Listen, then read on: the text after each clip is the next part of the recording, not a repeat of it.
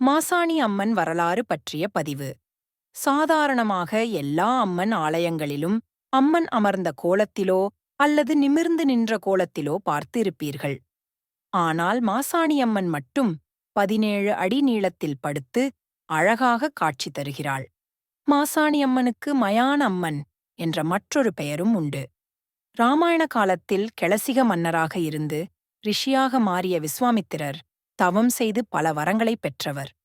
தன் உடலையே teriyaki எரித்து காயத்ரி மந்திரத்தை போதித்தவர். இத்தகைய தவசீலர் ராஜரிஷி என்ற பட்டம் பெற்று விஸ்வாமித்திரர் என்ற பெயருடன் விளங்கினார்.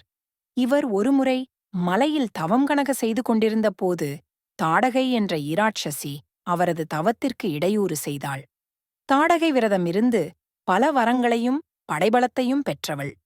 மேலும் ராவணனிடமிருந்தும் பல சக்திகளை பெற்றவள். இறுதியாக விஸ்வாமித்திரர் ராமர் லட்சுமணனை அழைத்து கொண்டு வந்து தாடகையை அழிக்க வேண்டி கூறுகிறார். ராமர் அவளை யோசித்தாலும் பெண் என்று அவள் சகலமும் நிறைந்தவள். அவள் பெண்ணே அல்ல, அவள் ஒரு ராட்சசி என்று கூறி அவளை வதம் செய்யுமாறு கூறுகிறார் விஸ்வாமித்திரர். அவ்வாறு வதம் செய்வதற்கு முன்பு ராமச்சந்திரமூர்த்தி ஈஸ்வரியை நோக்கி தவம் செய்தார். ஈஸ்வரியும் ராமச்சந்திரமூர்த்தி முன் தோன்றி தாடகையை எவ்வாறு வதம் செய்ய வேண்டும் என்று சில சூட்சுமங்களை கூறுகிறார். அதாவது, முதலில் தன்னை ஒரு மண்ணால் ஈஸ்வரி போல் உருவாக்கி அந்த மண்ணினால் செய்யப்பட்ட விக்கிரகத்தை அழித்துவிட்டு பிறகு தாடகையை வதம் செய்யுமாறு கூறுகிறார். அதேபோல் ராமச்சந்திரமூர்த்தியையும் ஈஸ்வரியை மண்ணால் உருவாக்கி பூஜை செய்து தாடகையை வதம் செய்தார்.